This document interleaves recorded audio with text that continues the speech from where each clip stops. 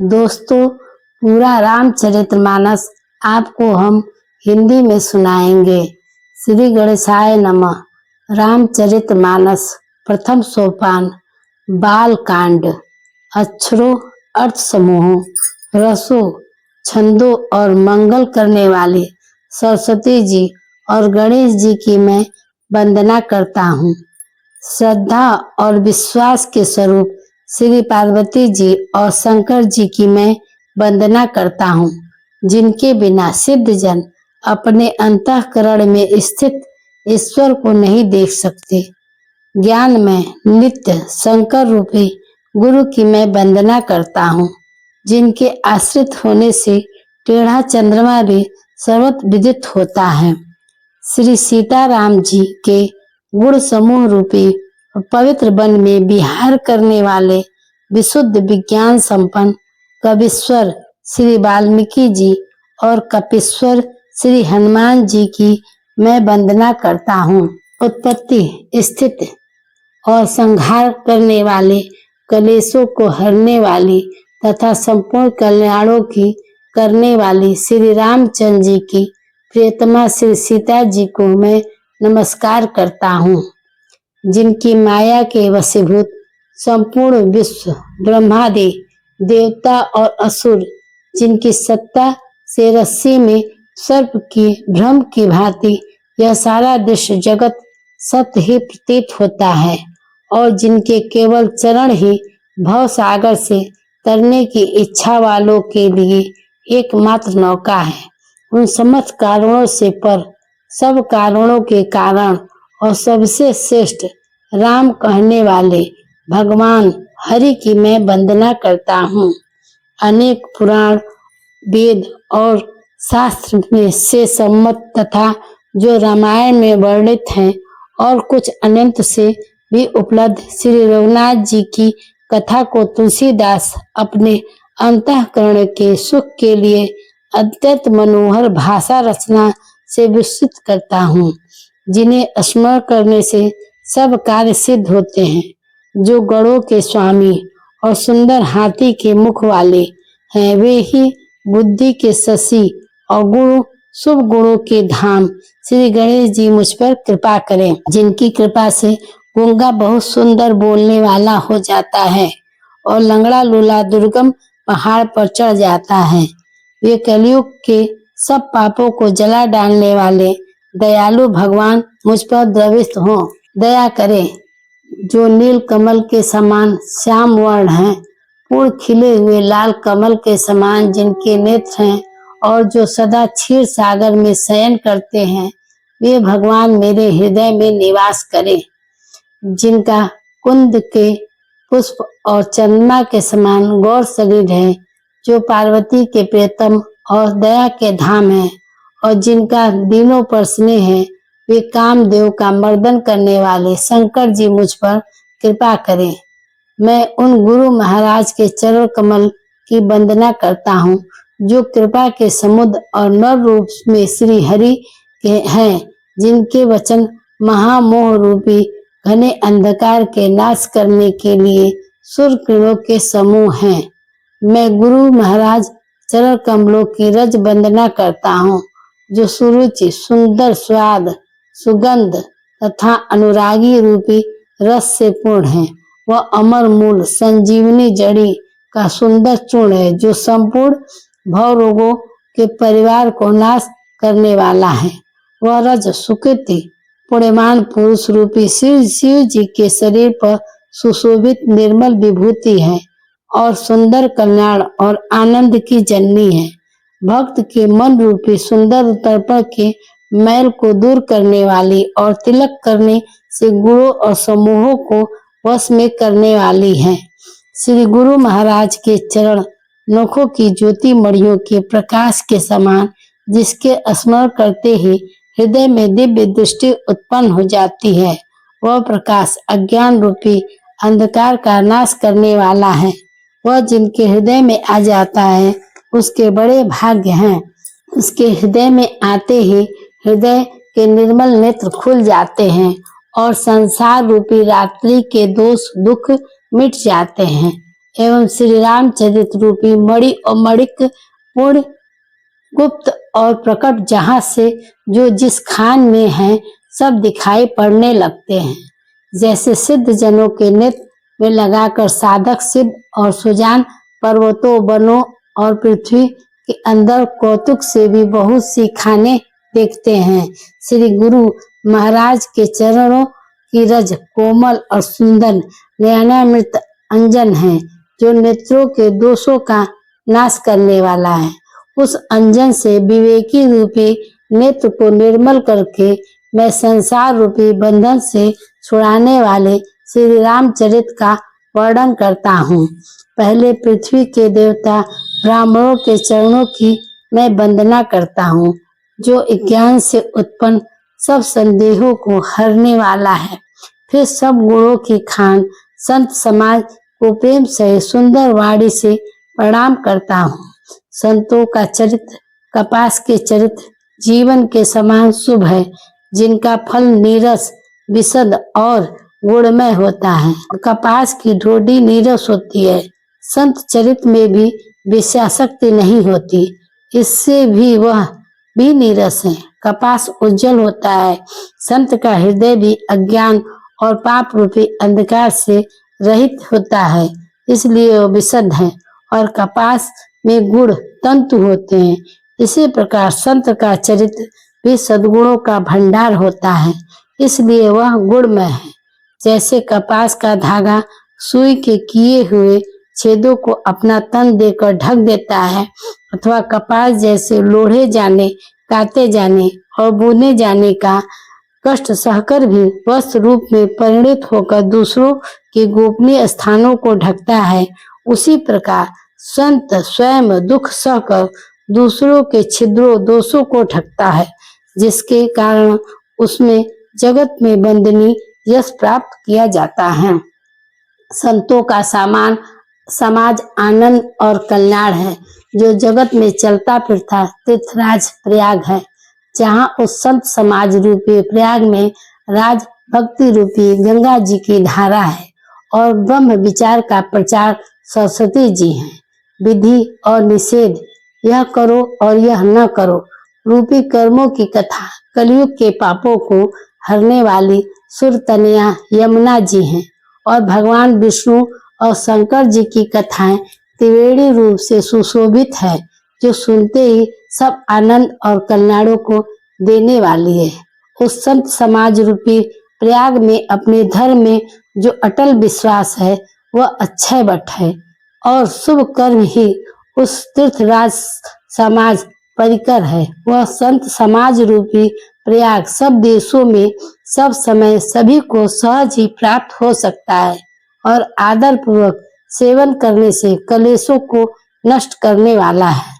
वह तीर्थराज अलौकिक अथकनीय है एवं तत्काल फल देने वाला है। उसका प्रभाव प्रत्यक्ष है। जो मनुष्य इस संत समाज रूपी तीर्थराज का प्रभाव प्रसन्न मन से सुनते हैं और समझते हैं और फिर अत्यंत प्रेम पूर्वक इसमें गोते लगाते हैं, वे इस शरीर के रहते ही धर्म अर्थ काम और मोक्ष चारों फल पा जाते हैं। इस तीर्थराज में स्नान का फल तत्काल ऐसा देखने में आता है कि कौवे कोयल बन जाते हैं और बगुले हंस। यह सुनकर कोई आश्चर्य न करे, क्योंकि सत्संग की महिमा छिपी नहीं है। वाल्मीकि जी, नारद जी और अगस्त्य जी ने अपने अपने मुखों से अपनी होनी जीवन का वृतांत कही है। जल में रहने वाले, जमीन पर चलने वाले और आकाश में विचरने वाले नाना प्रकार के जड़ चेतन जितने जीव इस जगत में हैं, उनमें से जिसने जिस समय जहाँ कहीं भी जिस किसी भी यत्न से बुद्धि कृति सद्गति विभूति ऐश्वर्य और भलाई पाई है, सो सब सत्संग का ही प्रभाव समझना चाहिए। वेदों में और लोक में इसकी प्राप्ति का दूसरा कोई उपाय नहीं है। सत्संग के बिना विवेक नहीं होता और श्री राम जी की कृपा के बिना सत्संग सहज में नहीं मिलता। सत्संग गति आनंद और कल्याण की जड़ है। सत्संग की सिद्धि प्राप्ति ही फल है और सब साधन तो फूल हैं। दुष्ट भी सत्संगति पाकर सुधर जाता है। जैसे पारस के स्पर्श से लोहा सुहावना हो जाता है, सुंदर सोना बन जाता है, किंतु देह योग से यदि कभी सज्जन कुसंगति में पड़ जाते हैं तो वे भी वहां भी सांप की मणि के समान अपने गुणों का ही अनुसरण करते हैं। अर्थात जिस प्रकार सांप का संसर्ग पाकर भी मणि उसके विष को ग्रहण नहीं करती तथा अपने सहज गुण प्रकाश को नहीं छोड़ती, उसी प्रकार साधु पुरुष दुष्टों के संग में रहकर भी दूसरों को प्रकाश ही देते हैं। दुष्टों का उन पर कोई प्रभाव नहीं पड़ता।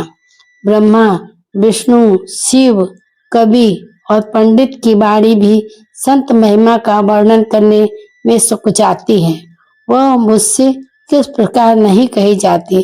जैसे साग तरकारी बेचने वाले से मड़ियों के गुण समूह नहीं कहे जा सकते। मैं संतों को प्रणाम करता हूँ जिनके चित्त में समता है, जिनका न कोई मित्र है और न कोई शत्रु।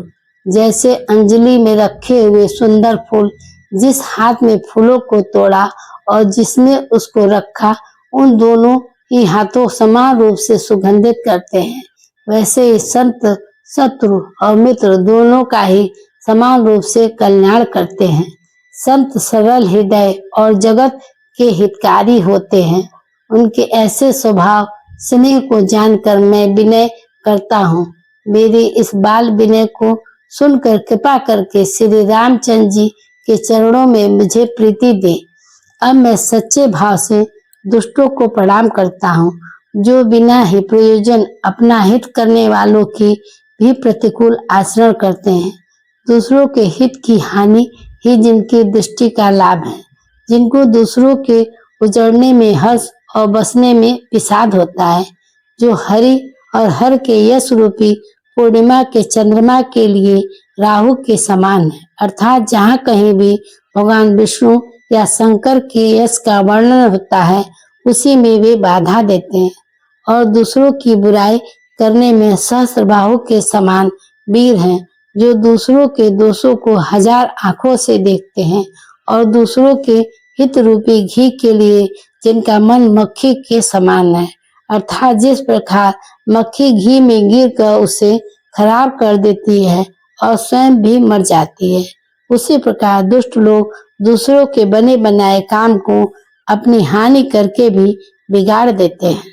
जो तेज दूसरों को जलाने वाला ताप में अग्नि और क्रोध में यमराज के समान है, पाप और अवगुण रूपी धन में कुबेर के समान धनी है, जिनकी बढ़ती सभी के हित का नाश करने के लिए केतु पुच्छल तारे के समान है, जिनके कुंभकर्ण की तरह सोते रहने में ही भलाई है। जैसे ओले खेती का नाश करके आप ही गल जाते हैं, वैसे ही दूसरे काम बिगाड़ने के लिए अपना शरीर तक छोड़ देते हैं। मैं दुष्टों को हजार मुख वाले सिंह जी के समान समझकर प्रणाम करता हूँ, जो पराये दोषों का हजार मुखों से बड़े रोष के साथ वर्णन करते हैं। पुनः उनको राजा पृथ्वी, जिन्होंने भगवान का यश सुनने के लिए 10,000 कान मांगे थे, के समान जानकर प्रणाम करता हूँ, जो 10,000 कानों से दूसरों के पापों को सुनते हैं। फिर इंद्र के समान मानकर उनकी विनय करता हूँ, जिनको सुरा मदरा नीकी और हितकारी मालूम देती है। इंद्री के लिए भी सुरा नीक अर्थात देवताओं की सेना हितकारी है, जिनको कठोर वचन रूपी वज्र सदा प्यारा लगता है और जो हजार आंखों से दूसरों के दोषों को देखते हैं। दुष्टों की यह रीति है कि उदासीन शत्रु अथवा मित्र किसी का भी हित सुनकर जलते हैं। यह जानकर दोनों हाथ जोड़कर यह जन प्रेम पूर्वक उनसे विनय करता है। मैंने अपनी ओर से विनती की है, परंतु वे अपनी ओर से कभी नहीं चूकेंगे। कौओं को बड़े प्रेम से पालिए, परंतु वे क्या कभी मांस के त्यागी हो सकते हैं? अतः मैं संत और असंत दोनों के चरणों की वंदना करता हूँ। दोनों ही दुख देने वाले हैं, परंतु उसमें कुछ अंतर कहा गया है। वह अंतर यह है कि एक संत तो बिछोड़ते समय प्राण हर लेते हैं और दूसरे असंत मिलते ही दारुण दुख देते हैं। अर्थात संतों का बिछड़ना मरने के समान दुखदाई होता है और असंतों का मिलना, दोनों संत और असंत जगत में एक साथ पैदा होते हैं, पर एक साथ पैदा होने वाले कमल और जोग की तरह उनके गुण अलग अलग होते हैं। कमल दर्शन और स्पर्श से सुख देता है, किंतु जोग शरीर का स्पर्श पाते ही रक्त चूसने लगती है। साधु अमृत के समान मित्र रूपी संसार से उबरने वाला और असाधु मदिरा के समान मोह, प्रमाद और जड़ता उत्पन्न करने वाला है। दोनों को उत्पन्न करने वाला जगत रूपी अगाध समुद्र एक ही है। शास्त्रों में समुद्र मंथन से ही अमृत और मदिरा दोनों की उत्पत्ति बताई गई है। भले ही बुरे अपनी करनी के अनुसार समुद्र सुंदर यश और यपयश में सब पति पाते हैं। अमृत, चंद्रमा, गंगा जी और साधु एवं विष, अग्नि कलयुग के पापों की नदी अर्थात कर्मनाशा और हिंसा करने वाला व्याध, इनके गुण अवगुण सब कोई जानते हैं, किंतु जिसे जो भाता है उसे वही अच्छा लगता है। भलाई ही ग्रहण करता है और नीच नीचता को ही ग्रहण किए रहता है। अमृत की सराहना अमर करने से में होती है और विष को मारने में। दुष्टों के पापों और अवगुणों और साधुओं के गुणों की कथाएं दोनों ही अपार और अथाह समुद्र है। इसी से कुछ गुण और दोषों का वर्णन किया गया है, क्योंकि बिना पहचाने उनका ग्रहण या त्याग नहीं हो सकता। भले बुरे सभी ब्रह्मा के पैदा किए हुए हैं और गुण और दोषों को विचार कर वेदों ने उनको अलग अलग कर दिया है। वेद, इतिहास और पुराण कहते हैं कि ब्रह्मा की यह सृष्टि गुण और गुणों से सनी हुई है।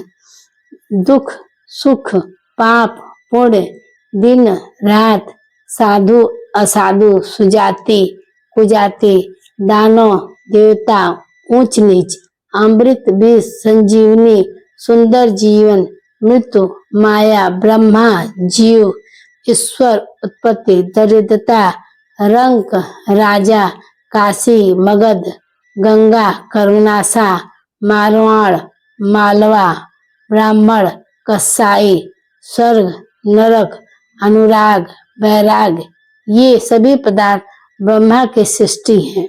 वेद शास्त्रों ने उनके गुण दोषों का विभाग कर दिया है। विधाता ने इस जड़ चेतन विश्व को गुण दोष में रचा है, किंतु संत रूपी हंस दोष रूपी जल को छोड़कर गुण रूपी दूध को ही ग्रहण करते हैं। विधाता जब इस प्रकार का हंस का सा विवेक है, तब दोषों को छोड़कर मन गुणों में अनुरक्त होता है। काल, स्वभाव और कर्म की प्रबलता भले ही लोग साधु भी माया के वश में होकर कभी कभी भलाई से चूक जाते हैं। भगवान ने भक्त जैसे उस चूक को सुधार लेते हैं और दुख दोष को मिटाकर निर्मल यश देते हैं, वैसे ही दुष्ट भी कभी कभी उत्तम संग पाकर भलाई करते हैं, परंतु उनका कभी भंग न होने वाला मलिन स्वभाव नहीं मिटता। जो विषधारी ठग हैं, उन्हें भी अच्छा साधु का सा वेश बनाए देखकर वेश के प्रताप से जगत पूजता है, परंतु एक न एक दिन वे चौड़े आ ही जाते हैं। अंत तक उनका कपट नहीं निभता, जैसे काल नेमी रावण और राहु का हाल हुआ। बुरा वेश बना लेने पर भी साधु का समान ही होता है, जैसे जगत में जाम्बवान और हनुमान जी का हुआ। बुरे संग से हानि और अच्छे संग से लाभ होता है। यह बात लोक और वेद में है और सभी लोग इसको जानते हैं। पवन के संग से धूल आकाश पर चढ़ जाती है और नीचे की ओर बहने वाले जल के संग से कीचड़ में मिल जाती है।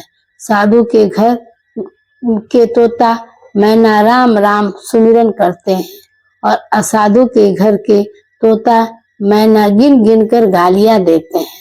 कुसंग के कारण धुआं कालिक कहलाता है। वही धुआं स्वयं सुंदर शाही होकर पुराण लिखने के काम आता है, और वही धुआं जल, अग्नि और पवन के संग से बादल होकर जगत को जीवन देने वाला बन जाता है। ग्रह, औषधि, जल, वायु और वस्त्र, ये सब भी कुसंग सुसंग पाकर संसार में बुरे और भले पदार्थ हो जाते हैं। चतुर और विशाल विचारशील पुरुष ही इस बात को जान पाते हैं। महीने के दोनों पखवाड़ों में उजियाला और अंधेरा समान ही रहता है, परंतु विधाता ने इनके नाम में भेद कर दिया है। एक का नाम शुक्ल और दूसरे का नाम कृष्ण रखा है। एक को चंद्रमा का बढ़ने वाला और दूसरे को उसका घटाने वाला समझकर जगत ने एक को सुयश और दूसरे को अपयश दे दिया है।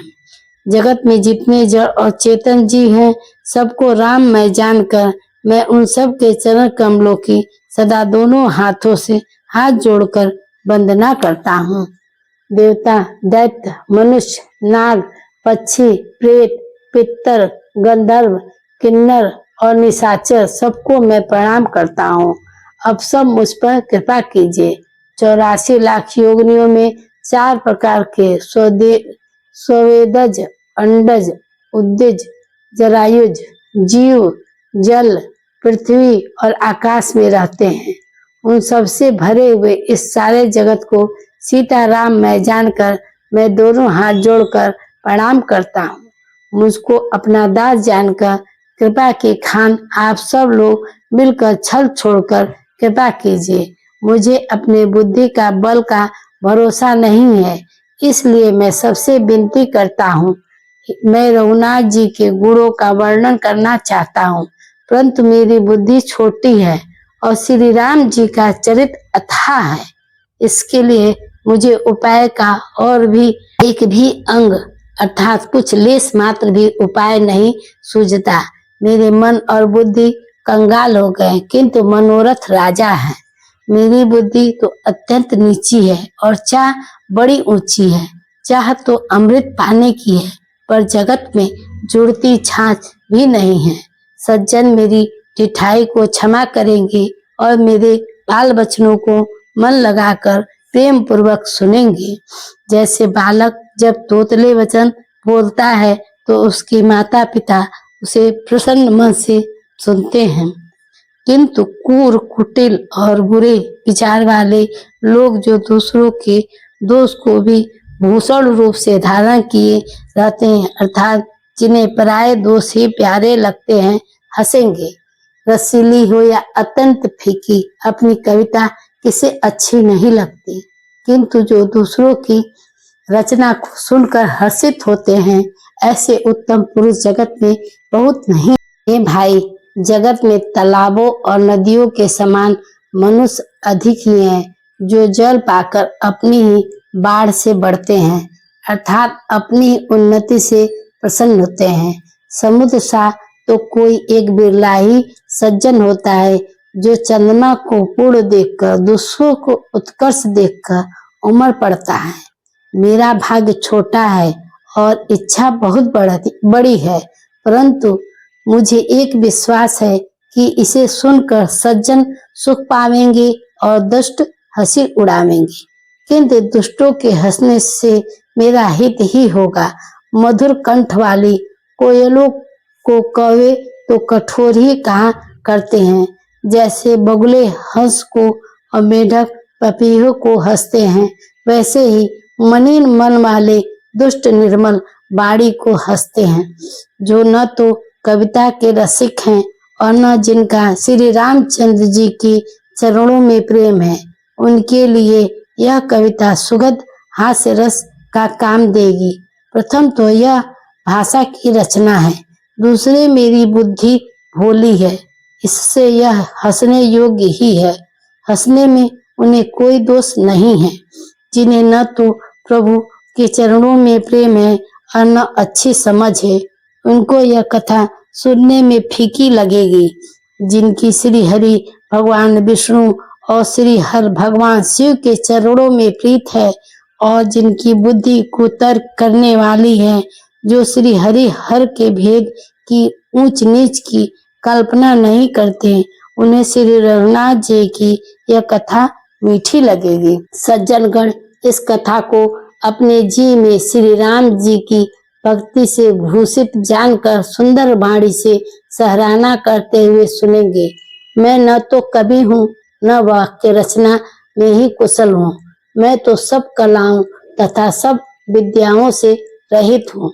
नाना प्रकार के अक्षर, अर्थ और अलंकार, अनेक प्रकार के छंद रचना, भाव और रसों के अपार भेद और कविता के भांति भांति के गुण दोष हैं। इसमें से काव्य संबंधी एक भी बात का ज्ञान मुझ में नहीं है और मैं कोरे कागज पर लिखकर शपथ पूर्वक सत्य सत्य कहता हूँ। मेरी रचना सब गुणों से रहित है। इसमें बस जगत प्रसिद्ध एक गुण है, उसे विचार कर अच्छी बुद्धि वाले पुरुष जिनके निर्मल ज्ञान है इसको सुनेंगे।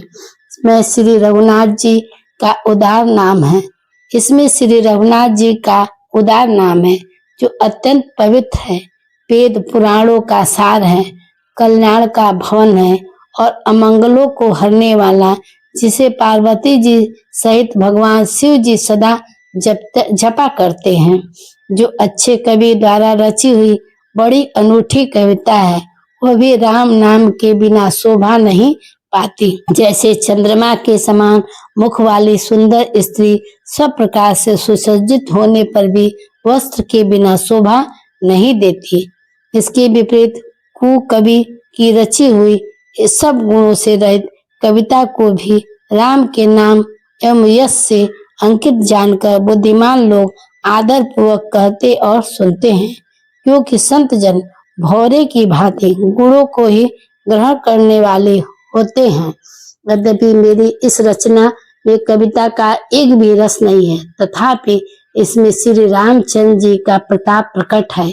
मेरे मन में यही भरोसा है, भले संग से भला इससे बड़प्पन नहीं पाया। धुआं भी अगर के संग से सुगंधित होकर अपने स्वाभाविक कड़वेपन को छोड़ देता है।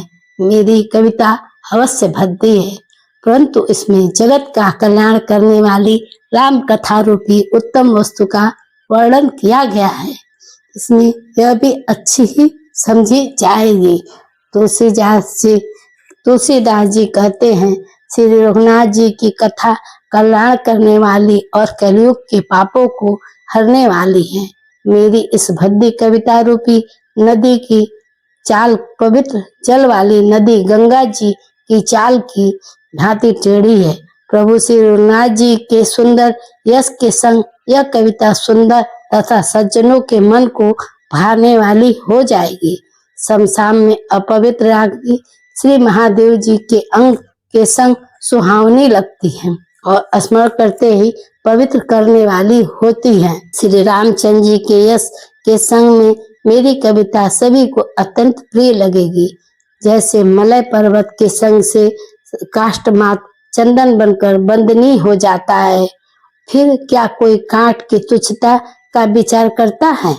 श्याम गौ काली होने पर भी उसका दूध उज्जवल और बहुत गुणकारी होता है, यही समझकर सब लोग उसे पीते हैं। इसी तरह गंवारू भाषा में होने पर भी श्री सीता रामचंद्र जी के यश को बुद्धिमान लोग बड़े चाव से गाते और सुनते हैं।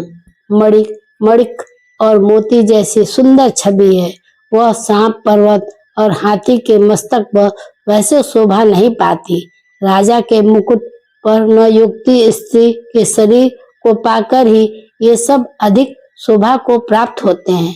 इसी तरह बुद्धिमान लोग कहते हैं, सुकवि की कविता भी उत्पन्न और कहीं होती है और शोभा अनंत कहीं पाती है। अर्थात कवि की बाणी उत्पन्न हुई कविता वहाँ शोभा पाती है जहाँ उसका विचार प्रचार तथा उससे कथित आदर्श का ग्रहण और अनुसरण होता है। कवि के स्मरण करते ही उसकी भक्ति के कारण सरस्वती जी ब्रह्मलोक छोड़कर दौड़ी आती हैं। सरस्वती जी के दौड़ी आने से वह थकावट रामचरित रूपी सरोवर में उन्हें नहलाए बिना दूसरे करोड़ों उपाय से भी दूर नहीं होती। कवि और पंडित अपने हृदय में ऐसा विचार कर कलयुग के पापों को हरने वाले श्री हरि के यश का गान करते हैं।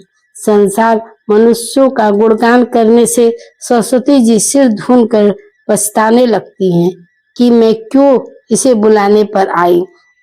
बुद्धिमान लोग हृदय को समुद्र, बुद्धि को शिव और सरस्वती को स्वाति नक्षत्र के समान कहते हैं।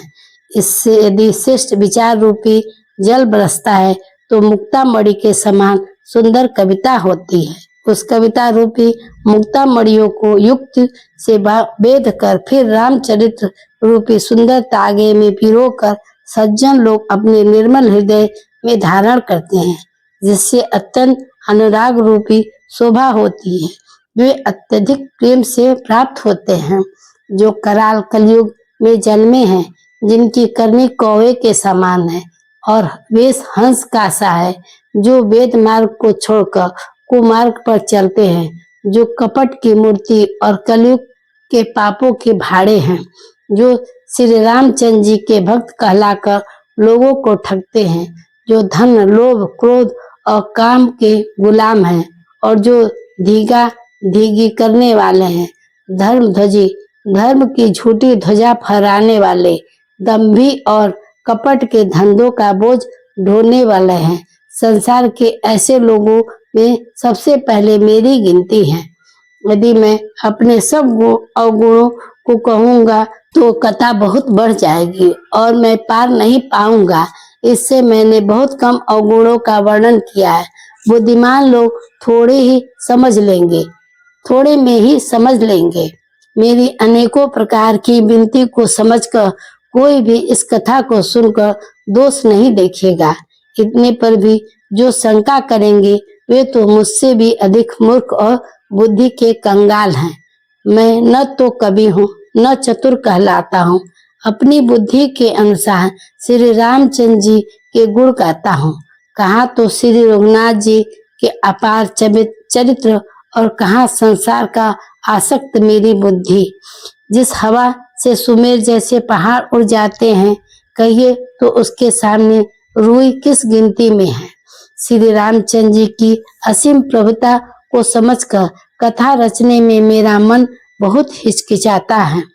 सरस्वती जी, शेष जी, शिव जी, ब्रह्मा जी, शास्त्र, वेद और पुराण ये सब नेति नेति कह पार नहीं पाकर ऐसा नहीं कहते हैं, सदा जिनका गुणगान किया करते हैं। यद्यपि प्रभु श्री रामचंद्र जी की प्रभुता को सब ऐसी अकथनीय ही जानते हैं, तथापि कहे बिना कोई नहीं रहा।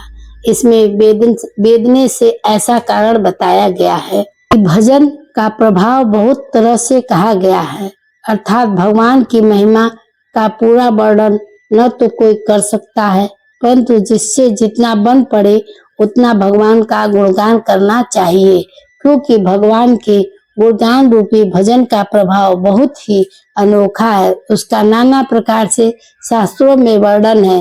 थोड़ा सा भी भगवान का भजन मनुष्य को सहज ही भव सागर से तार कर देता है। जो परमेश्वर एक है, जिनकी कोई इच्छा नहीं है, जिनका कोई रूप और नाम नहीं है, जो अजन्मा सच्चिदानंद और परम धाम है और जो सब में व्यापक और विश्व रूप है, उन्हें भगवान ने दिव्य शरीर धारण करके नाना प्रकार की लीला की है। वह लीला केवल भक्तों के हित के लिए ही है, क्योंकि भगवान परम दयालु हैं और शरणागत के बड़े प्रेमी हैं, जिनकी भक्तों पर बड़ी ममता और कृपा है। जिन्होंने एक बार जिस पर कृपा कर दी उस पर फिर कभी क्रोध नहीं किया। वे प्रभु श्री रघुनाथ जी गाई हुई वस्तु फिर प्राप्त कराने वाले गरीब निवाज, दीन बंधु, सर्व स्वभाव, सर्वशक्तिमान और सबके स्वामी हैं। यही समझकर बुद्धिमान लोग उन श्री हरि का यश वर्णन करके अपनी वाणी को पवित्र और उत्तम फल, मोक्ष और दुर्लभ भगवत प्रेम देने वाली बनाते हैं। उसी बल से महिमा का यथार्थ वर्णन नहीं है, परंतु महान फल देने वाला भजन समझकर भगवत कृपा के बल पर ही मैं श्री रामचंद्र जी के चरणों में सिर नमाकर श्री रघुनाथ जी के गुणों की कथा कहूँगा। इसी विचार से वाल्मीकि, व्यास आदि मुनियों ने पहले हरि की कीर्तन गाई है। भाई, उसी मार्ग पर चलना मेरे लिए सुगम होगा। जो अत्यंत बड़ी श्रेष्ठ नदियां हैं, यदि राजा उन पर पुल बांध देता है तो अत्यंत छोटी चींटियां भी उन पर चढ़कर बिना परिश्रम के पार चली जाती हैं। इसी प्रकार मुनियों के वर्णन के सहारे मैं भी श्री रामचंद्र जी का वर्णन सहज ही कर सकूंगा। इस प्रकार मन को बल दिखाकर श्री रघुनाथ जी की सुहानी कथा की रचना करूंगा। व्यास आदि जो अनेक श्रेष्ठ कवि हो गए हैं, जिन्होंने बड़े आदर से श्री हरि का सुयश वर्णन किया है, मैं उन सब श्रेष्ठ कवियों के चरण कमलों को प्रणाम करता हूँ। वे सब मनोरथ को पूरा करे। कलयुग के भी उन कवियों को मैं प्रणाम करता हूँ, जिन्होंने श्री रघुनाथ जी के गुण समूहों का वर्णन किया है। जो बड़े बुद्धिमान प्राकृतिक कवि हैं, जिन्होंने भाषा के हरिचरित्रों का वर्णन किया है। जो ऐसे कवि पहले हो चुके, जो इस समय वर्तमान हैं और जो आगे होंगे, उन सबको मैं सारा कपट त्याग कर प्रणाम करता हूँ। आप सब प्रसन्न होकर यह वरदान दीजिए कि साधु समाज में मेरी कविता और सम्मान हो, क्योंकि बुद्धिमान लोग जिस कविता का आदर नहीं करते, मूर्ख कवि ही उसकी रचना का व्यर्थ परिश्रम करते हैं। कीर्ति, कविता और संपत्ति वही उत्तम है जो गंगा जी की तरह सबका हित करने वाली हो।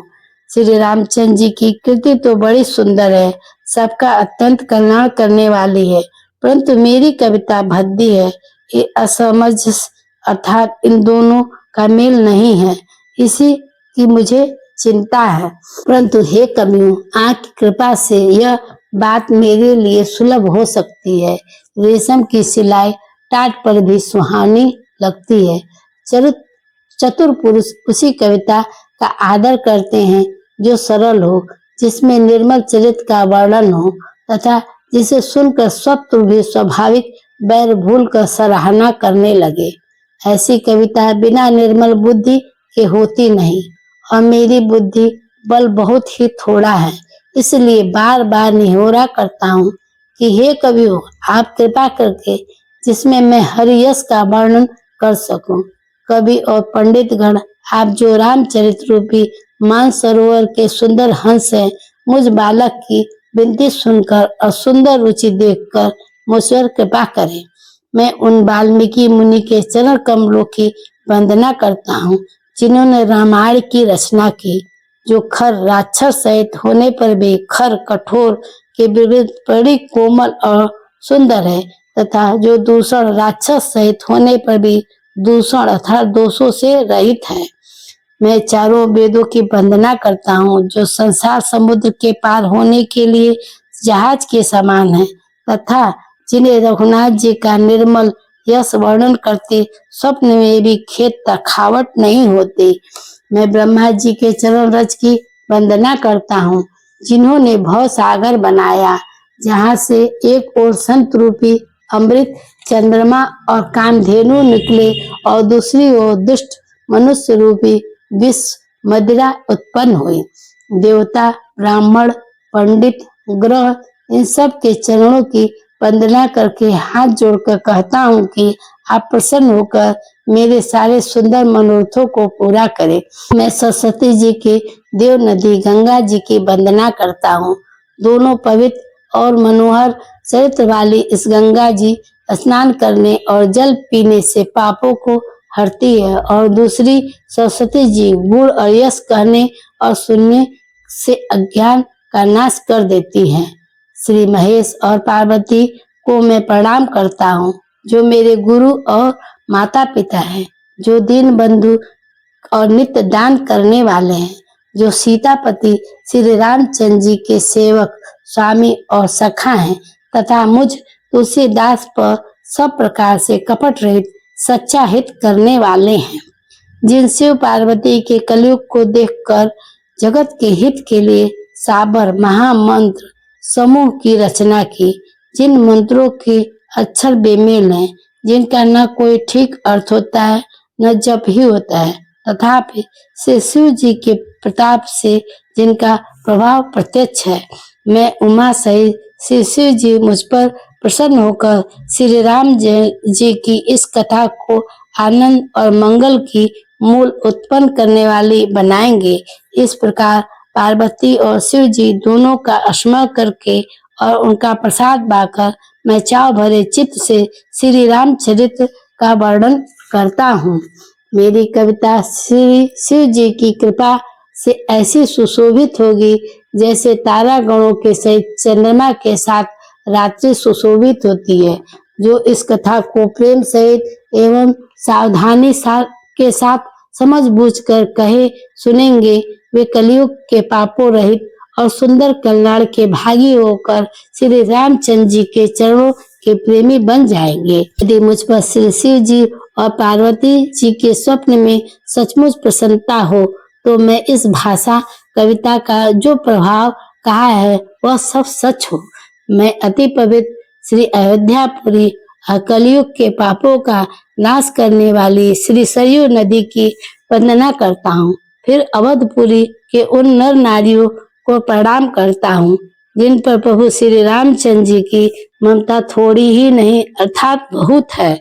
उन्होंने अपनी पुरी में रहने वाले सीता जी की निंदा करने वाले धोबी और उसके समर्थपुर नर नारियों के पाप समूहों को नाश कर उनको सुख रहित बनाकर अपने लोक धाम में बसा दिया, जहाँ कौशल्या रूपी पूर्व दिशा से विश्व को सुख देने वाले और दुष्ट रूपी कमलों के लिए पाले के समान श्री रामचंद्र रूपी चंद्रमा प्रकट हुए।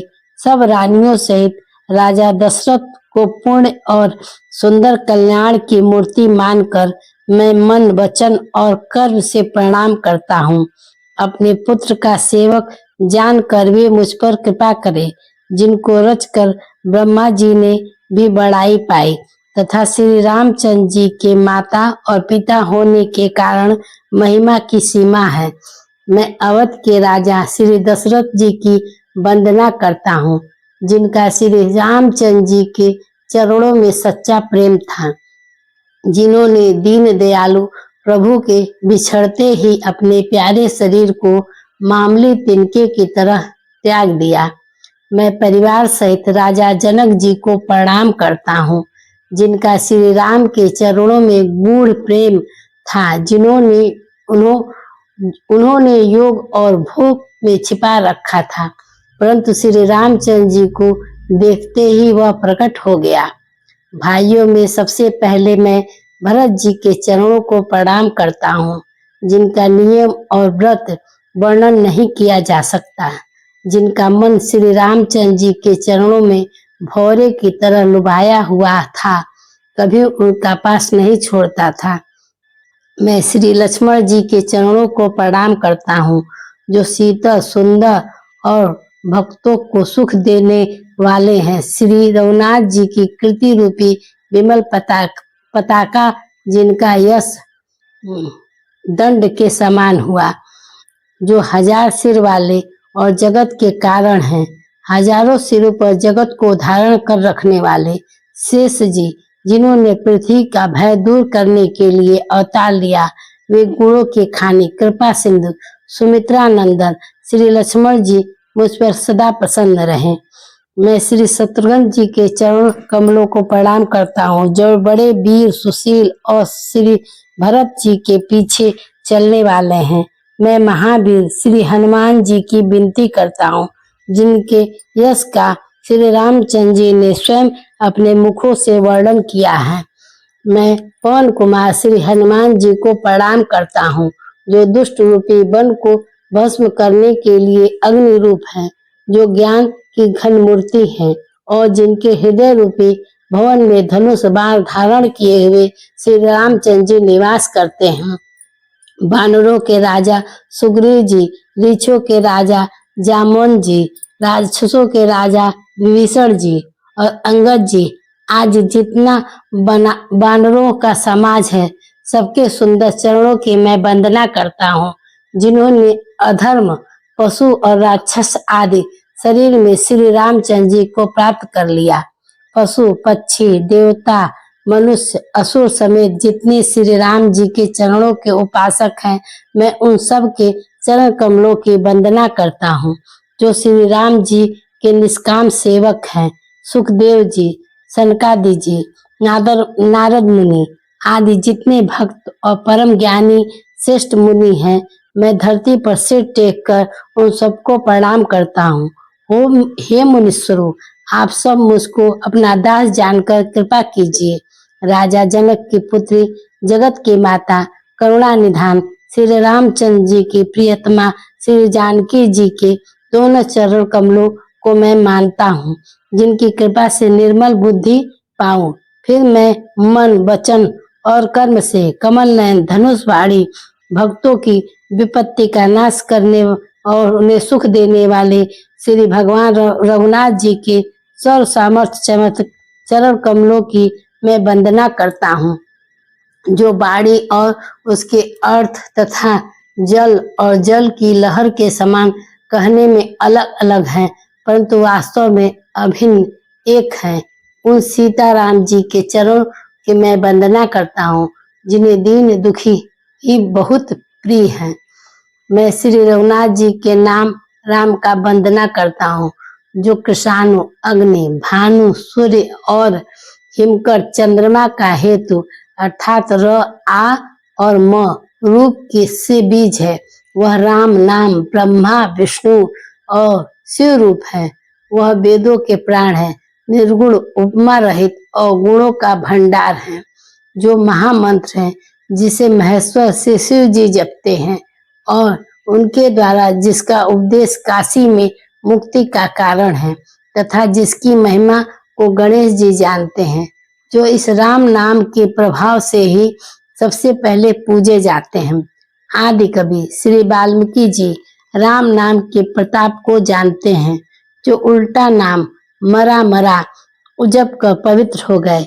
श्री शिव जी के इस वचन को सुनकर कि एक राम राम सहस्त्र राम नाम के बराबर है, पार्वती जी सदा अपने पति श्री शिव जी के साथ राम नाम का जाप करती हैं।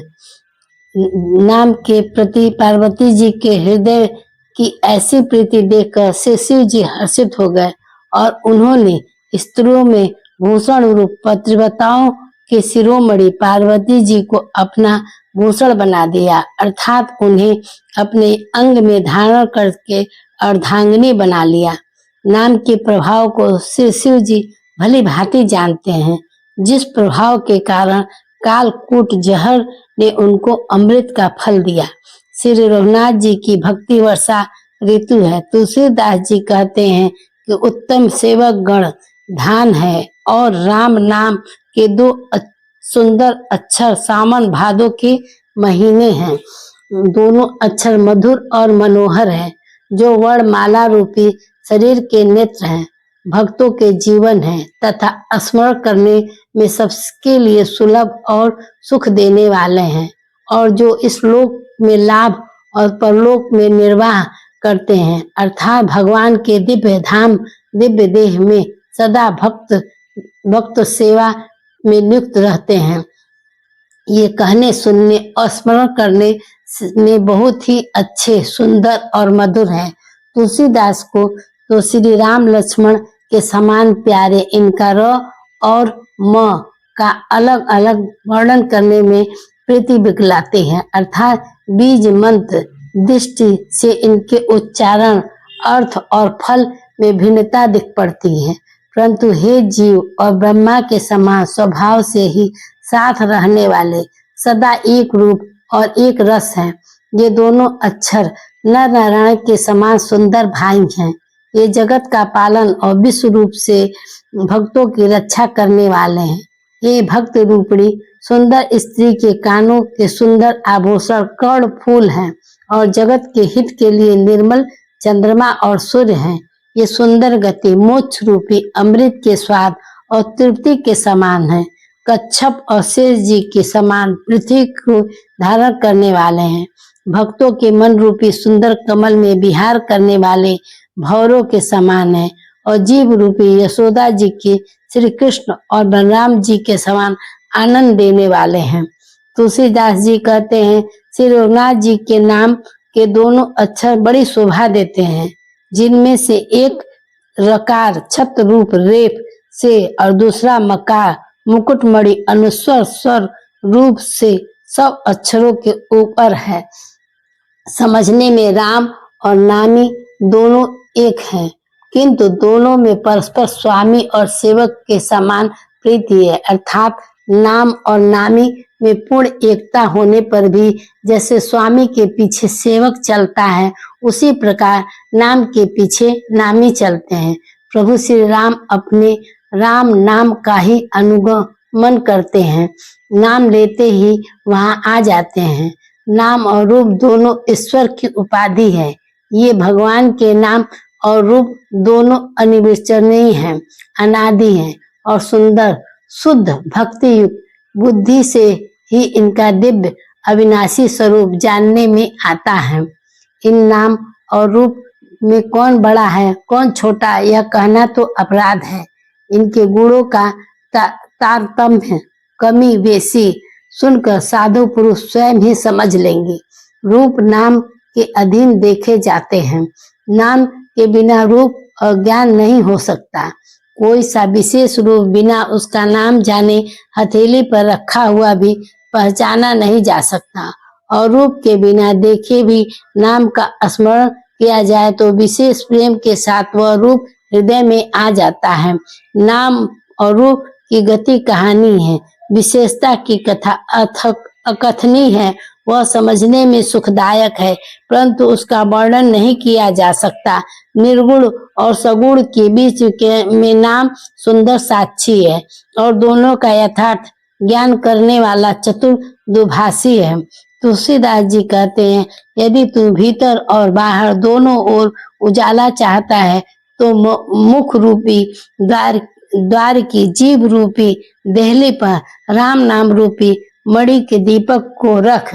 ब्रह्मा के बनाए हुए इस प्रपंच दृश्य जगत से भली भांति छूटे हुए वैराग्यवान मुक्त योगी पुरुष इस नाम को ही जीव पर जपते हुए तत्व ज्ञान रूपी दिन में जागते हैं और नाम तथा रूप से रहित अनुपम अनिवर्चनीय अनामय ब्रह्मा सुख का अनुभव करते हैं। जो परमात्मा के गुण रहस्य को यथार्थ महिमा को जानना चाहते हैं, वे जिज्ञासु भी नाम को जीव से जप कर उसे जान लेते हैं।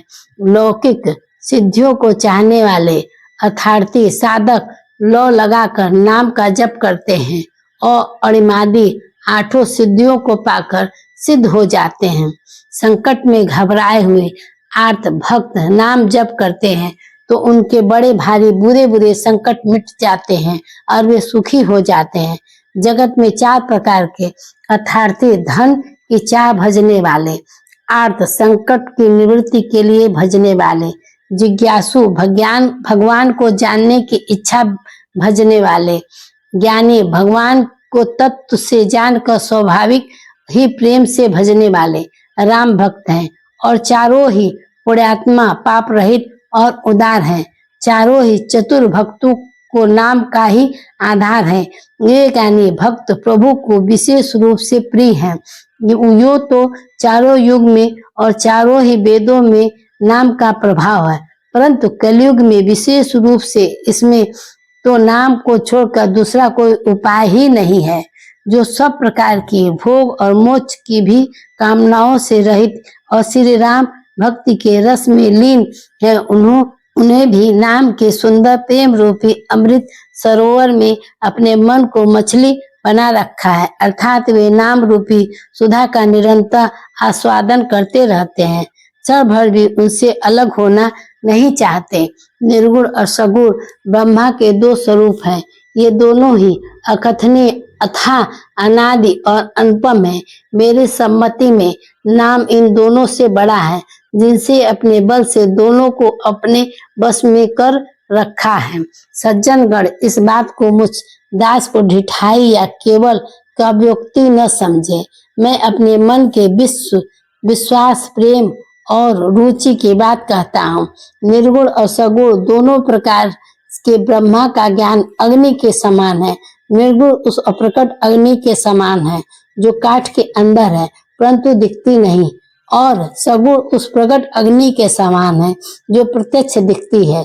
तत्व दोनों एक ही हैं, केवल प्रकट अप्रकट के भेद से भिन्न मालूम होती है। इस प्रकार निर्गुण और सगुण तत्व एक ही है। इतना होने पर भी दोनों ही जानने में बड़ी कठिन है, परंतु नाम से दोनों सुगम हो जाते हैं।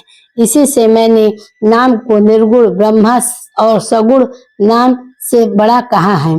ब्रह्मा व्यापक है, एक है, अविनाशी है, सत्ता है, चेतन और आनंद की धनराशि है। ऐसे विकार रहित प्रभु के हृदय में रहते ही जगत के सब जीव दीन और दुखी हैं।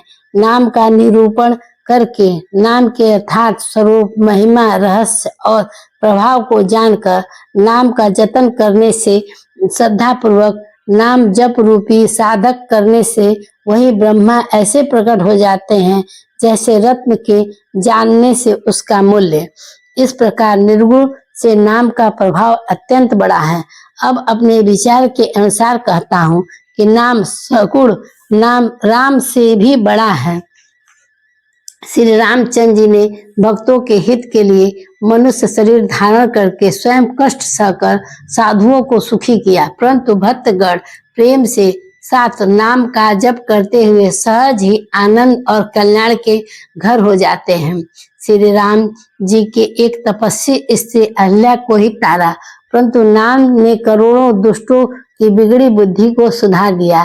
श्री राम ने ऋषि विश्वामित्र के हित के लिए एक सुकेत यक्ष की कन्या ताड़का की सेना और पुत्र सबाहु सहित समाप्ति की, परंतु नाम अपने भक्तों के दोष, दुख और दुराशाओं का इस तरह नाश कर देता है जैसे सूर्य रात्रि का।